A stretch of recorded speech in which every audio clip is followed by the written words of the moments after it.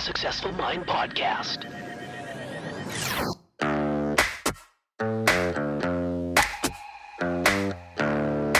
Successful people learn how to make their minds work for them. I'm David Nagel, and this is the Successful Mind Podcast.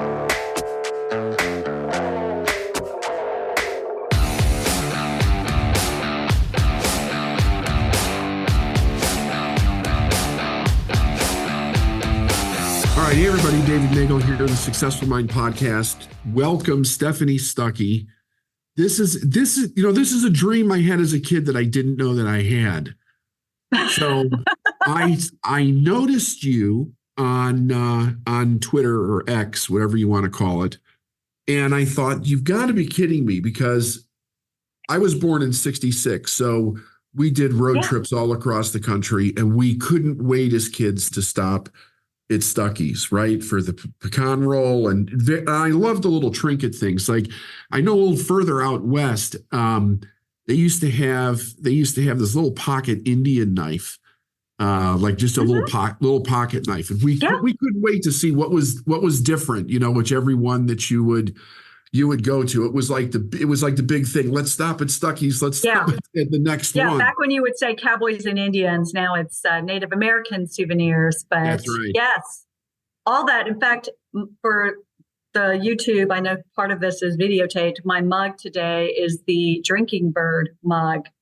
Do you remember that little toy? No, I don't. Oh, yes, I do. Yes, I do. Yes, I do. Yep, the thing. It bobbed and we had one. Drank water. Yep. Yeah. Love those. Absolutely. So I thought I would reach out. We've been doing a podcast. We've been in business for 25 years. We've been doing a podcast since 2017. And mostly it was just teaching. But I've been getting into more and more of talking to people, not just successful people, but people that are kind of following their passion in life. Because that's what I did. And I'm really interested in those stories. So when I saw you and I was reading your stuff for a while, I had no idea that you were trying to bring Stuckey's back to the grandness that it once was. And of course, I really didn't know the history of the company. So I started doing a little bit of a dive, and then I reached out and you were really generous about being on the podcast. So I was wondering, could you just give us a story, like just tell everybody where Stuckey's started and what is the story of what had happened up to when you got it? Sure. Stuckey's was founded by my grandfather in 1937 during the Great Depression as a roadside pecan stand in Eastman, Georgia. And he grew it from that to, at its peak, there were almost 370 stores nationwide and along every major highway. We were really synonymous with the road trip. We were the first national roadside retail chain. Before there was TA, Love's, RaceTrac, Wawa, or Buc-ee's, there was Stuckey's. We were the first out there on the interstate. And at our peak, we also had a candy plant, a distribution center, a sign painting company. There were 4,000 Stuckey's billboards all over the country. And my hoodie today is a throwback to that. It's one of those early billboard designs that I'm wearing. But he sold the company, and it was out of our family hands for over 50 years and decades of decline with outside management, frankly. Sometimes it works when you sell your business to another company and there's a merger, and sometimes you totally lose the magic. And that's what happened to us. So it got to the point where there were only 12 of those original freestanding Stuckey stores left 4 years ago, and the company was six figures in the red. And I got an unexpected call one day to buy the company. It was for sale. So that's sort of the journey. And I can talk more about what happened from that point on, but that's the past of the brand. Okay, so couple questions. Do you know what your grandfather's passion was for expanding it the way that he did? Because that was something, that was revolutionary back then. Nobody else was doing that. Well, I think I do. He died when I had just turned 12. He died a week after my 12th birthday, and I knew him as my grandfather. He sold the company a year before I was born. So even though I knew the stores, of course, and grew up stopping at them, we're the same age, by the way. So we Oh, road okay. trip just like you did, and we pulled over like every other family. I just had an emotional connection to the brand because obviously it was my grandfather's company. At one point, it wasn't anymore. So I have tried to piece together from talking to people and reading his papers what his vision was, but I do know what he really genuinely cared about. And I think this is talked about a lot, maybe to the point that it's been diluted, but the experience. He truly cared about people, whether it was an employee or a customer or a vendor. He wanted anyone who came in contact with our brand to feel like we had this welcoming, friendly brand that made people feel good. And we were this oasis on the side of the road where you might have this monotony of driving for hours without seeing anything, Yeah. especially when we first started. The interstate was pretty empty. There weren't 20 places that would crowd an intersection. And so we were it on the exits when we were first founded. And he wanted to make sure that this was a really unique, wonderful experience.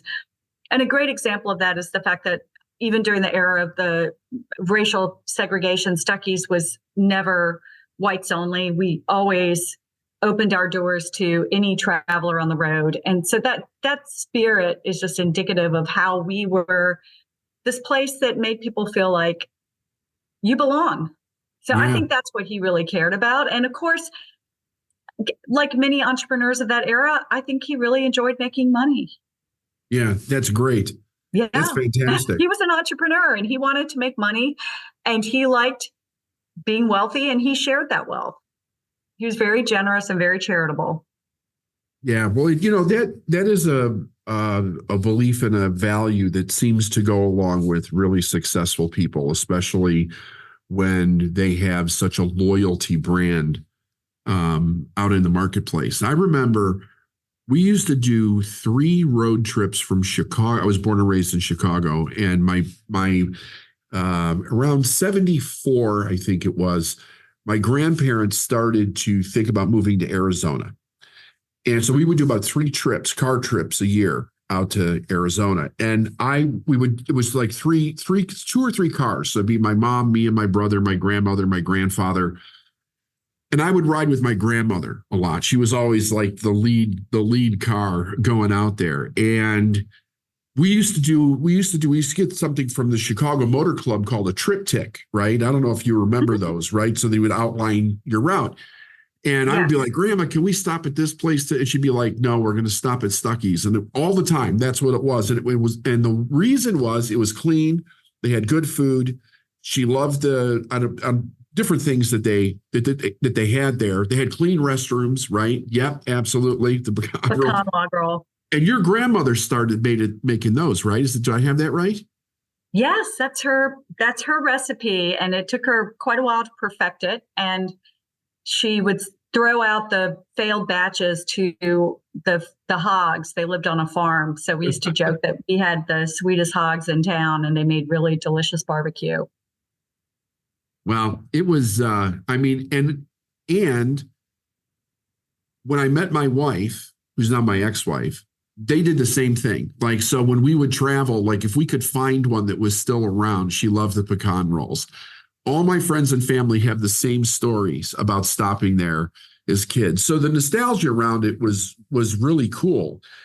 What made you buy it? Like what happened when you were told that it was for sale? And it sounded like, was that something you were planning for, or was that like a life-changing? Oh no. I had a full career. I was in my early 50s when I got the offer, and I had my life set pretty much. I'm an attorney, and I'd spent 12 years as a state legislator, and I had practiced law for many, many years. And the last 30 plus years of my career were really focused on environmental advocacy, from serving in the legislature to I left being in the state house to run an environmental nonprofit law firm. And then I got an offer to be head of sustainability for the city of Atlanta. And I thoroughly loved that job. And then I was teaching at the University of Georgia School of Law as an adjunct professor, again, environmental law. So that was my career. And I didn't have a business background. I still don't, other than, now I dove into the deep end of the pool and running a family business, but that was not in the cards for me. But when an opportunity like this comes along, you grab it. I mean, how often does a family have a brand and you lose it? That actually happens a lot. A lot of third generation businesses don't survive. They get sold or they go bankrupt or whatever, but they don't make it beyond the third generation. And so that's not uncommon. But what happened that's unique to us is that we got our brand back. I mean, it's just an amazing opportunity. And why I did it, it's really simple. I loved my grandfather, and his legacy was rapidly becoming these dilapidated, sad-looking stores on the side of the road. Many of his stores, well, they were well built. That's the good news, because they're still standing, but they're now other businesses like porn shops and trucker bars. And that's not the legacy that my grandfather wanted to leave. So I invested my life savings.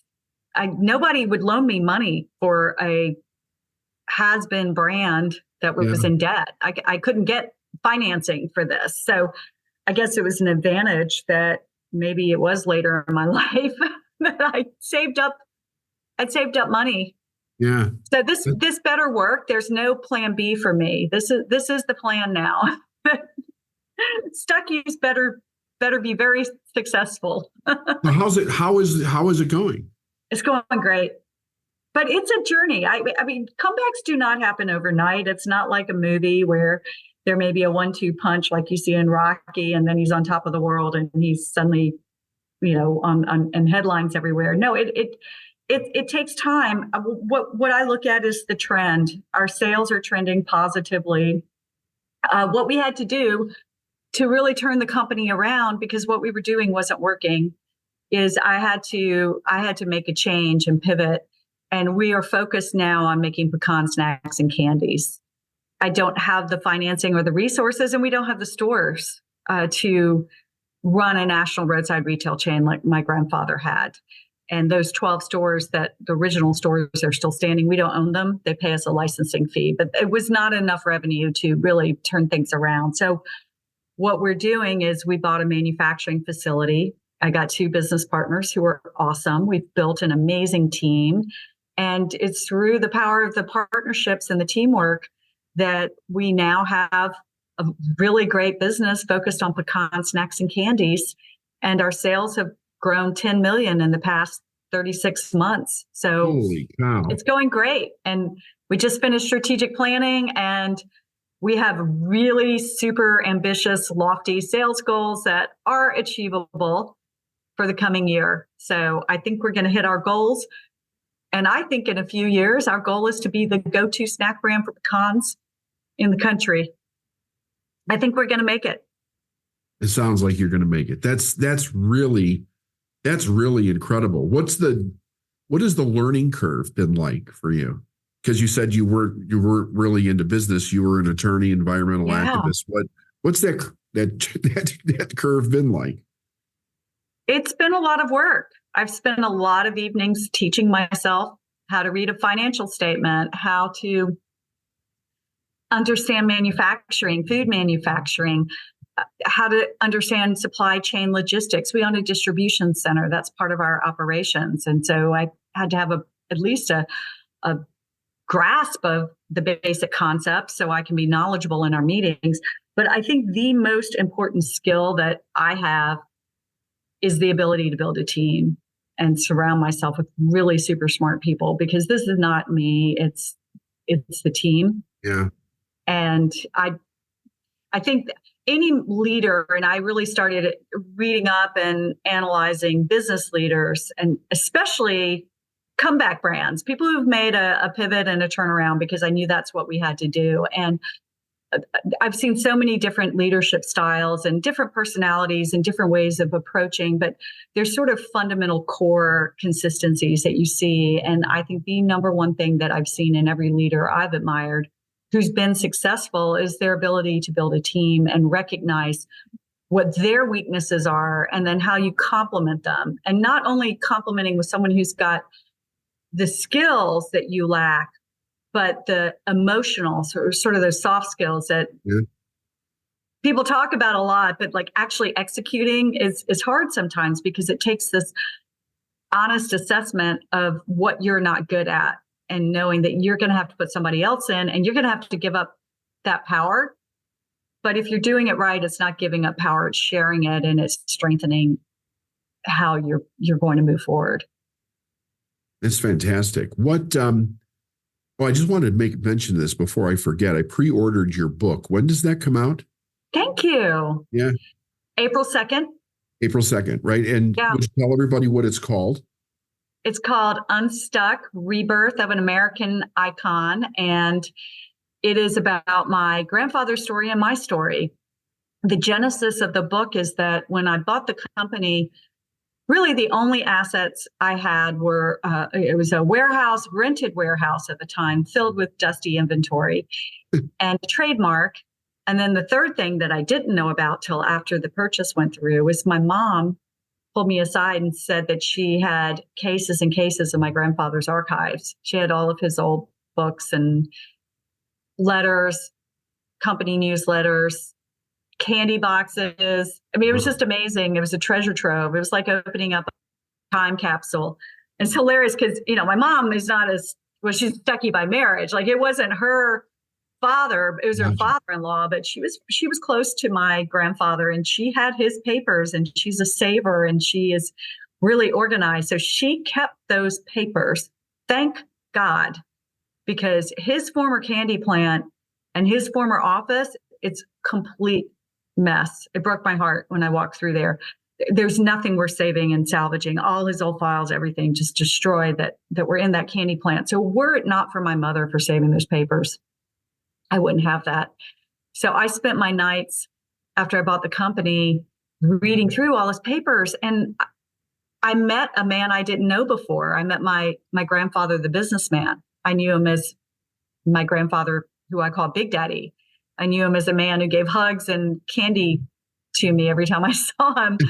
But he didn't dispense business advice. He was my grandfather. So I pieced together his story and I just started writing it all down and I started sharing it in long form content on social media. And I had so many people reach out to me saying, well, you ought to write a book. And I think everybody has a book in them, right? And so many people have come up to me and said, oh, I want to write a book too. So I think we all have it in us.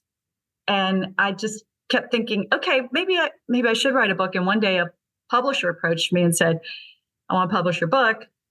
And so I got an agent, I vetted it, I pitched it to different publishers and I got several offers. And the great thing is I went back, it was the original guy who approached me, who I went with, Ben Bella Publishers. And they've been great out of Nashville and they distribute through Penguin. So it'll be national distribution. And the book is my grandfather's story based on my memories and the papers. And then alternating chapters with my story, almost parallel, showing how he built the company and then how I rebuilt it in real time, modern time, using his lessons. Yeah, that's an amazing. I hope it's interesting. There's a whole chapter on the road trip. There's a whole chapter on race relations in the South. Wow, that's cool. Yeah, so I put it all in there, and I'm just putting it out there and I have no idea how it's going to go. Well, I'm going to try to help you sell it. I'm going to talk about it. Maybe we'll even have you back on after it comes out and I get a chance to read it.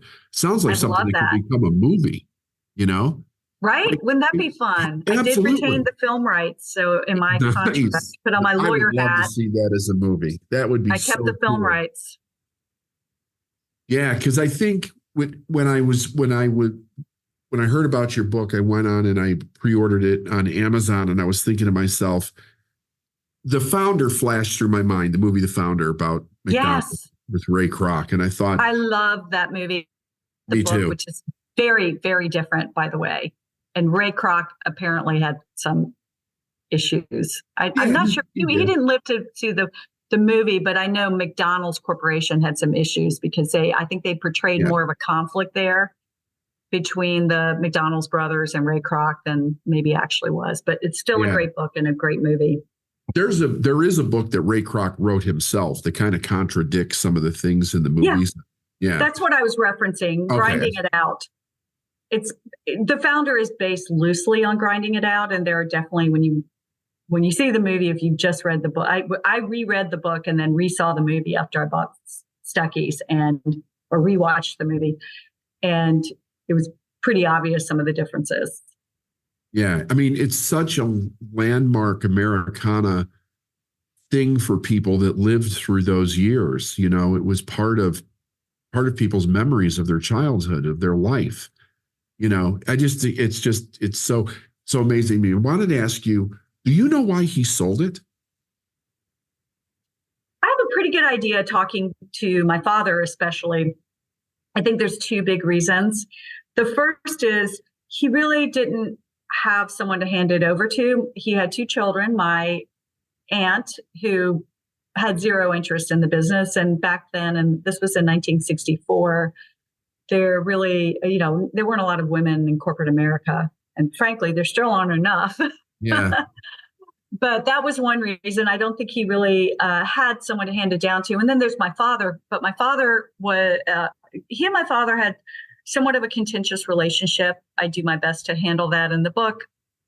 But they had very different ideas. And my father did try to get involved with the business and was for some years, but then decided to go his own way and ran for Congress and got elected. So my dad was running for Congress when my grandfather sold the company. So my dad had kind of staked out his own career and said, this is what I'm going to do. And it's not going to be running Stuckey. So without an heir. And then he had an opportunity to sell and he made a lot of money. So that's the second reason. He made a lot of money. And I think that era especially, and you look at founders like Colonel Sanders, Harlan Sanders and Kentucky Fried Chicken. He sold Howard Johnson's with the hotel chain. He sold Holiday Inn, Kimmons Wilson. He sold. So a lot of these entrepreneurs of that Great Depression, and they grew up so poor, they had an opportunity. They built something amazing, but then they had an opportunity to make more money than they had ever imagined and then retire. Yeah. Be happy and content and enjoy life. And he retired he sold the company when he was in his early 60s. So he traveled the world with my grandmother and enjoyed life. Did he own all of those stores himself or were they franchised? They were franchised? It was a franchise, basically. And if you study franchise operations and chain business, especially I've been studying the food space to the first year, especially when I was trying to figure out how I was going to revive Stuckey. So I was looking at different models. And I think the model my grandfather had is most akin to Chick-fil-A, which is interesting because he did know Truett Cathy, the founder. It's another Georgia-based brand, and Chick-fil-A was coming along at the same time. It was later, but really around the same time. So they knew one another. And so my grandfather's model was he had husband and wife teams who owned and operated the stores, and they lived in the back of the stores. But he had the corporation had a lot of control over how the company was run. They did not have, like today in the convenience store space, you're going to see a lot of different distributors, or you may see one distributor, but there's outside vendors that are bringing the product in. And my grandfather controlled all of the product that went on the shelves. And in fact, he manufactured in-house, all the food product with very rare exception. We never made taffy. We didn't have a taffy maker, but most of the candy you would see in the candy snack, not most, all the pecan snacks and candies he made. And then all the souvenirs and stuff he sourced. So he had a lot of control, and he ran all the books. All the accounting went to him. And very frequently, in fact, most of the stores got started with him fronting the money to the couples. And so he would front, I'm going to get this number wrong, but say it was 15,000 to them to start with the store. And he would build the store. He would incur all those costs, and then they would pay him back over time through the sales of the store. So he would get a percentage to pay back that initial investment. So you really had a strong sense of ownership. It wasn't your typical franchise operation. But he did get a percentage of sales, which is typical for franchise. And then he negotiated separately a deal with Texaco that at the time was the exclusive provider of gas for Stuckey's. And he got personally a percentage of every gallon sold. Wow. And that really is what made him a millionaire, was gas. And the interesting thing, the more I look at that model, and even though we don't own and operate gas stations, I do follow that space a lot because we sell to that channel. That is our biggest channel, is the C-store space that sells gas. And a lot of those C-stores, the bulk of their revenue is going to be gas, diesel especially. So we love truckers. Wow, I didn't know that. That's So a lot of them really, they're in the gas business. Yeah, they're in the gas business. That's fantastic, right? So like McDonald's being in the real estate business, right? Like McDonald's said, we're in the real estate business. That's fascinating. What the customer sees or the customer relates with the brand isn't necessarily what the profit model is. Yeah. I remember hearing a story. I don't know if you ever heard of Earl Nightingale, but he was kind of like the founder of the personal development movement. Started in the 50s. He had a radio show that won what was it called? Our Changing World, I think it was, out of Chicago. Anyway, he was huge across the United States on the radio. And he had a really positive message and a pro-business message, pro-success, that type of thing. And he used to tell a story about the first gas station that started selling more than gas itself. About the guy who started going, there's people that are coming in here and they have money in their pocket, and there's all different kinds of things that they could buy, and they would sell fishing licenses, and they sold guns, they sold candy, they sold food, like all these different. Well, that's what Stuckey's did. Yeah, right, exactly. My grandfather sold fishing licenses for his stores that were near fishing holes or the Gulf Coast of Florida. If you pulled over to Stuckey's, you would get fishing license and bait. Yeah. So I'm interested in that. I mean, I lay claim, and this is just me saying it, but I've searched it repeatedly and I've been saying it for 3 years and no one's corrected me. We were the first national roadside retail chain, but I'm not sure who was the first gas station that sold more than gas, because that would have predated my grandfather in 1937. If I remember, he didn't say what the name of the gas station was that did that. He just told the story. And my understanding was that it went way back. It might have even been, well, it probably was in the 20s or 30s, someplace in there. I don't even remember if he said what city that it was in. But yeah, I would think that you're absolutely correct about being the first roadside chain. We drove all over the United States. I don't remember seeing another chain, you know, back then. You know, that's what it was. It was Stuckey's. I mean, there were other things to do. You know, you had the rattlesnakes 5 miles ahead sign, you know, that you would see. And south of the border, Wiki Wachi. Right. The Thing. Yeah. Corn Palace. Wall Drug. Yeah. Been to all of them, by the way. It is in my blood. I love roadside Americana. Yeah. It's not just the brand. Like, I really truly love to road trip. So here's the challenge we have. Okay. You and I have been waxing nostalgic about taking road trips in the 60s and 70s, but there are millions and millions of Americans who did not road trip in the 60s and 70s or even the 80s. I think Stuckey's could stretch as far back as, you know, or as far as the early 80s, but there's lots of new consumers out there that we have to reach, that we have to connect with our brand, that aren't going to have that shared memory of those connections of taking those road trips. So that's part of the challenge as we move forward, is what we're calling now nostalgia. And that's creating new memories, new warm associations, new stories, new shareable moments. Yeah. Associated with our brand. So we can start getting that next generation of consumer who's going to think our brand is great. Do you have an app? Not yet. So it's in the plan. is it? Yeah. So this morning I was thinking, I was like, Here's the challenge with the app.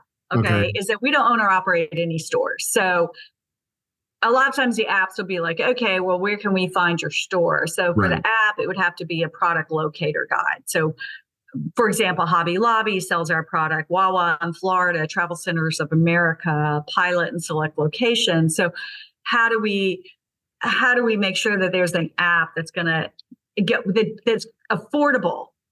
So in order to, you've got to have the data that syncs with the product locator guide that is going to capture all of the chain stores that carry our product. And we're working through that. And so if anybody out there has an affordable solution, but the solution is going to be fairly pricey from the early estimates we've gotten, it might be a 2 to 3 year plan for us. It's definitely in the works.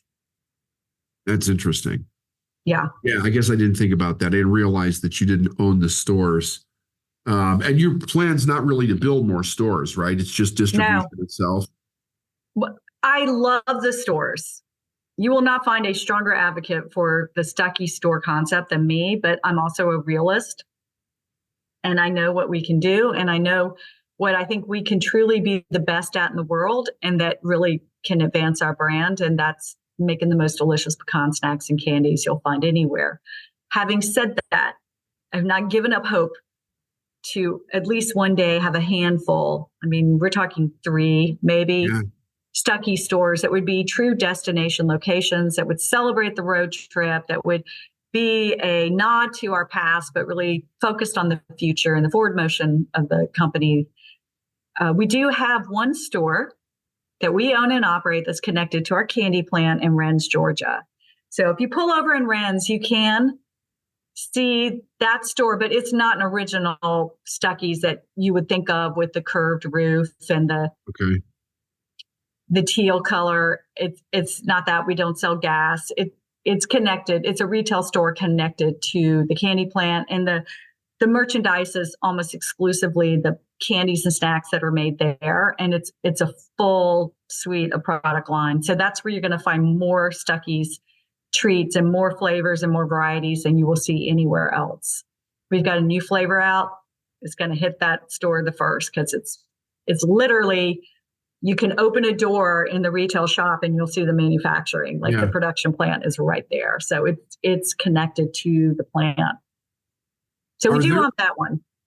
Yeah, that's cool. Are there any, what about those? Now, I don't know a lot about this. I've only heard about it, but back when we were kids, the real interstate hadn't made it across to California yet. Part of it was Old 66, if you remember, right? Is there? Sure. But aren't there places on Old 66 where they have kind of revived it from a nostalgia perspective? Oh, sure. Lots.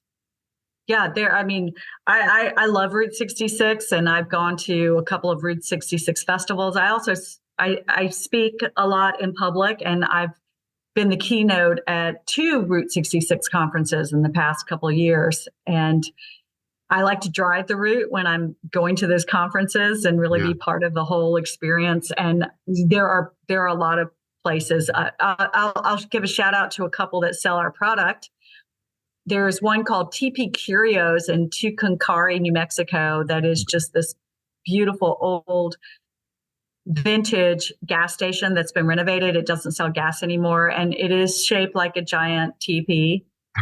And they just have wonderful kitschy souvenirs, and they sell pecan log rolls. And they actually have painted on the side, we sell Stuckey's pecan log roll. So love that place.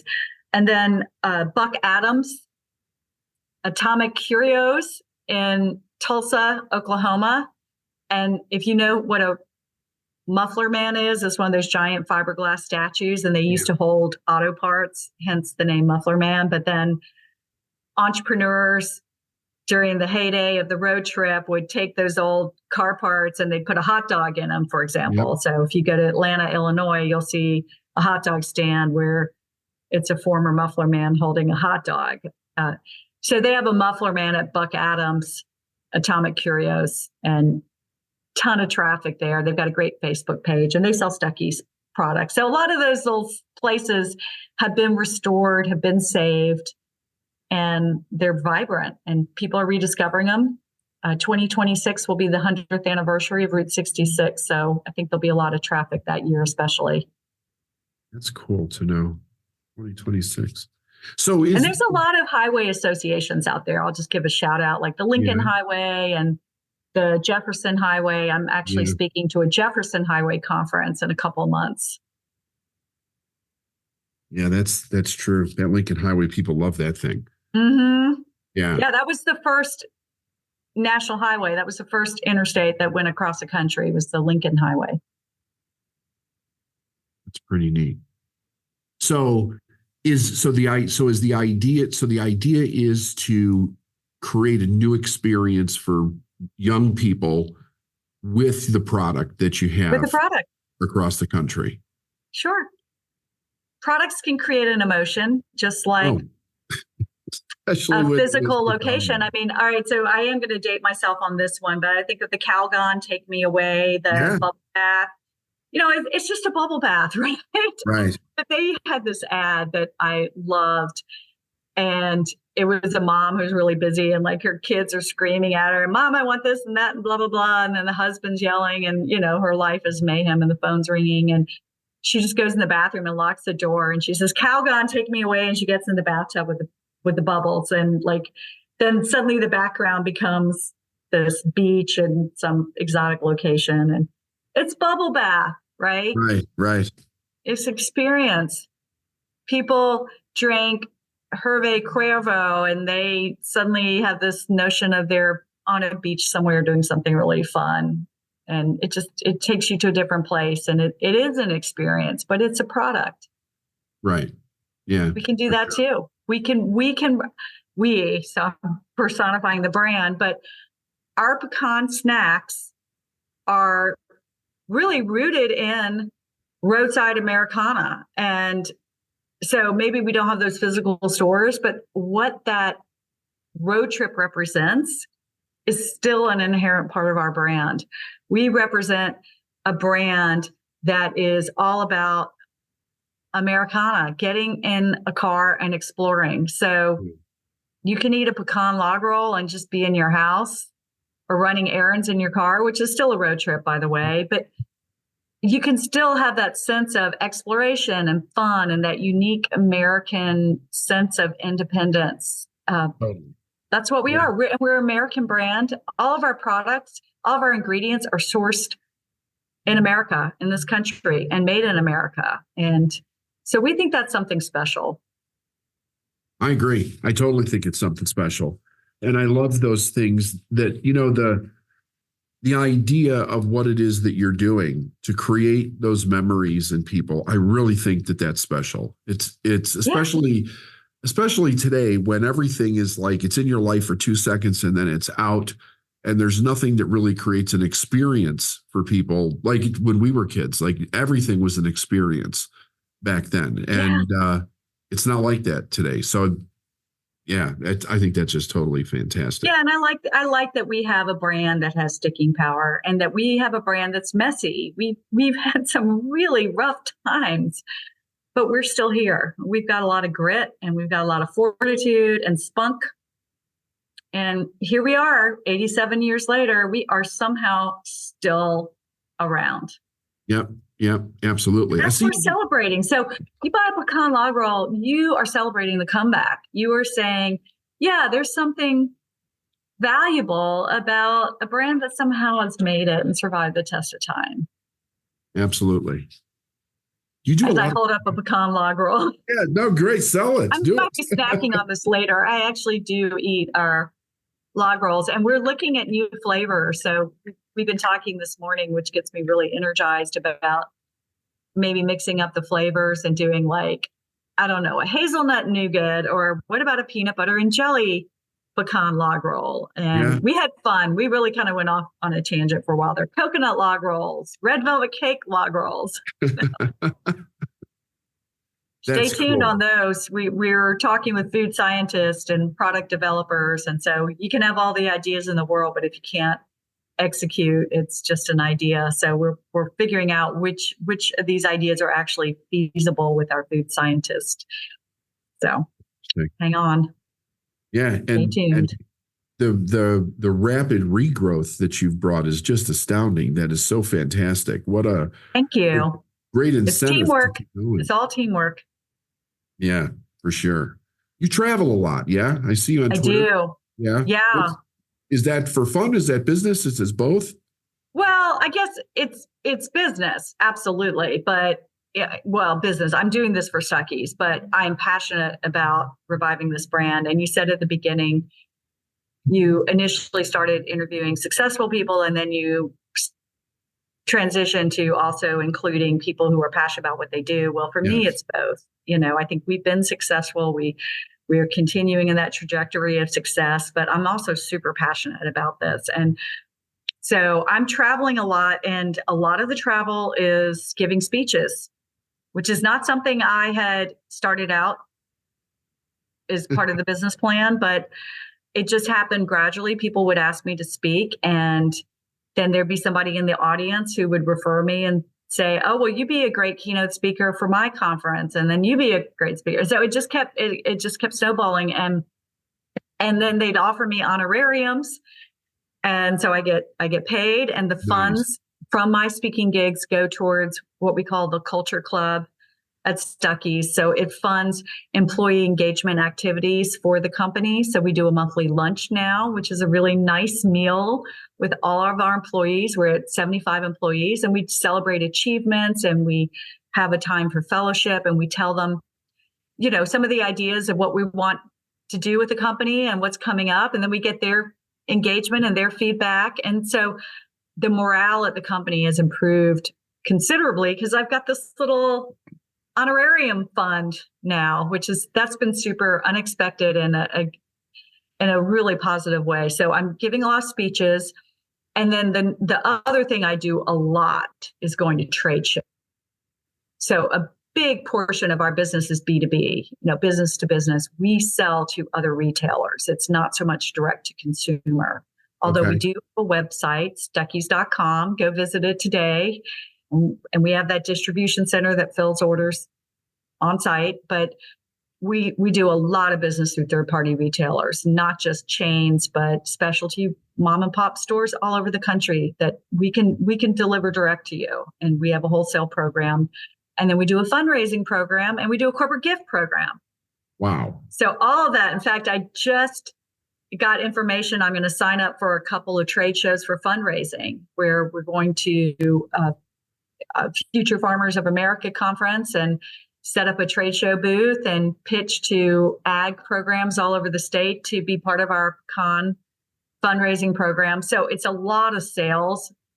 And then whenever I go anywhere for a speech, I'm going to be visiting our stores. So by our stores, I don't mean necessarily those branded Stuckey stores, because there's not many of them. I mean, I'll be going to south of the border that sells Stuckey's products. I'll be pulling over at, I'm trying to think of one of our retailers that I've been to recently, but I will just go to, I'll pull over at the Goats on a Roof in North Georgia. All right, I remembered one. Do you have your local markets, your local Striplings? Striplings is a small chain in Georgia. They got 4 locations, and I'll stop at one of their locations. So whenever I'm traveling, I'm visiting stores, and then I'm trying to open new accounts. So I'll just walk into a store, and I carry samples with me everywhere I go. And I'll say, you would be a perfect vendor for Stuckey's, and we can help your sales and have a pecan snack. That's the way to do it. Yeah. That's the way to do it. Do you have a lot of people approach you when they find out who you are, about what it meant to them as a kid? All the time. Every single day. That has been amazing. I have so many people come up to me and share their Stuckey stories. And now I have people recognize me. Not a lot. I mean, I'm not like this huge celebrity, but I'd say once a week I'll be out somewhere and someone will come up to me and say, "Hey, aren't you that pecan log roll lady?" And then they'll proceed to tell me their Stuckey story. So I love it. Wow. That's fantastic. That's why I'm doing this. That's why I'm doing this, to say, you can do it. It's possible. You can revive a brand that everyone thought was dead, and you can make it something new and different and successful. And it doesn't have to be a family brand. You can just be in a rut in business or be in a rut in your personal life, and you can figure out a way to turn things around. And that's what I'm doing. And that's what our team is doing every single day. We're showing others you can do it. You can be part of it by buying our product, and then go do your own journey and share it with us, because I want to hear your story. Yeah. And you can see the passion that you have for it. I mean, it just totally comes through, which is really cool. That's one of the I'm waiting for younger people to come up and recognize me. I will have to be honest that, with very rare exception, the other day, a woman who looked to be in her late 20s came up and said, "I recognize you from LinkedIn and I love what you're doing." And I just gave her this huge hug. I'm like, somebody who's younger knows our brand. Thank you. That's great. I took a photo with her. I sent it to my team, our team, and I'm like, "Look, y'all, you got a younger fan." Yeah. Well, it's one of those things, all of a sudden it just explodes and then you're everywhere, which is probably exactly what will happen. I'm hoping, but you know what? It's happening, but it's not sudden. It's trend. It's a trend. It's trend. It's a mush. It's a day in, day out. It's a slog. Put the work in. It's a slog. Yeah. It's like dieting, right? Or working out. You don't go to the gym and work out for 8 hours and go, "All right, I'm going to be totally in shape." No, you spread those. You spread that out over 6 months before you start seeing results. But you see results. You just have to really be patient. For sure. I was going to ask you, is there anything else that you sell at these stores besides the pecan rolls and the candy, or is that just going to be the niche that you're staying in? Well, we have a full line of pecan snacks that are healthy. Yeah. Okay.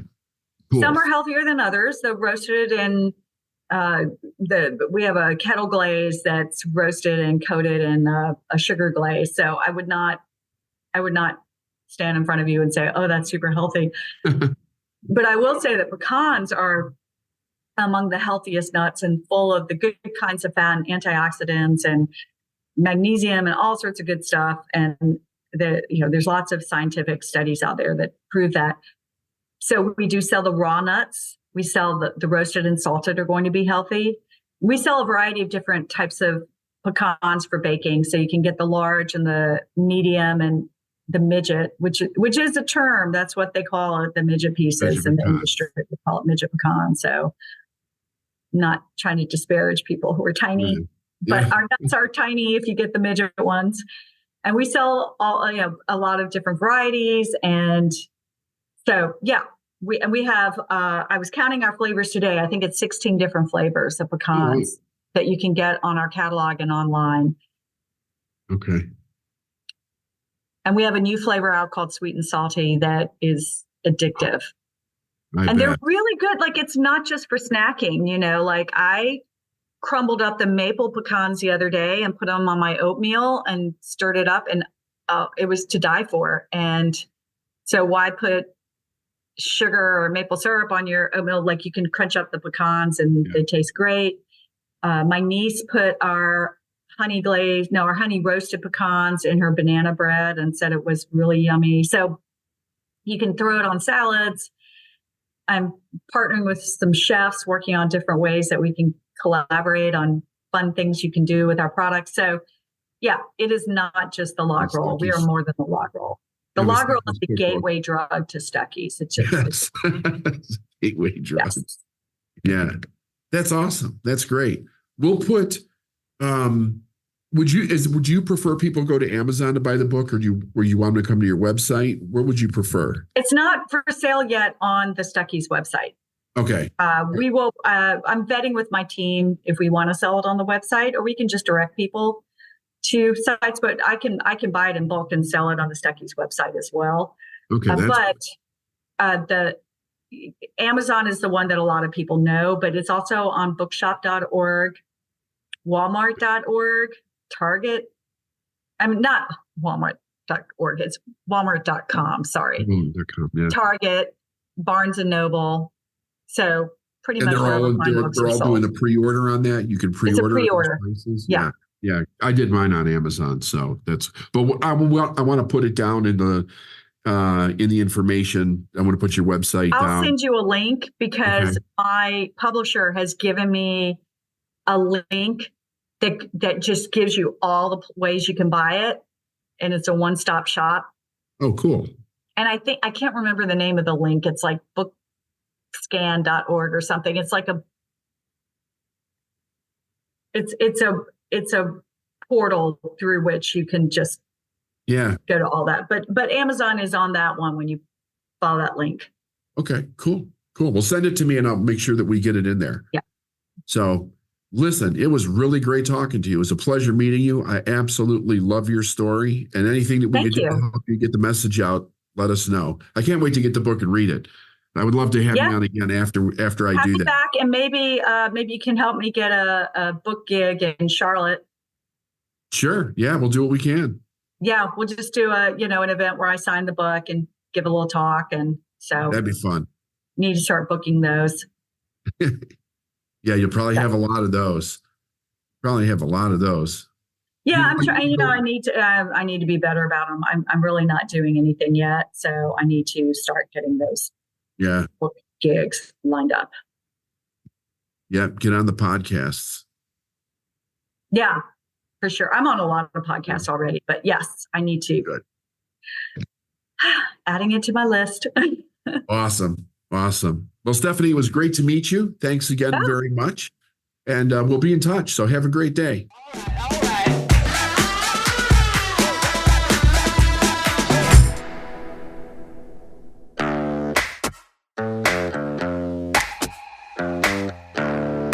Thanks for listening to the Successful Mind Podcast. If you like what you heard and you want to learn more, go to lifeisnowinc.com. I'll see you next week.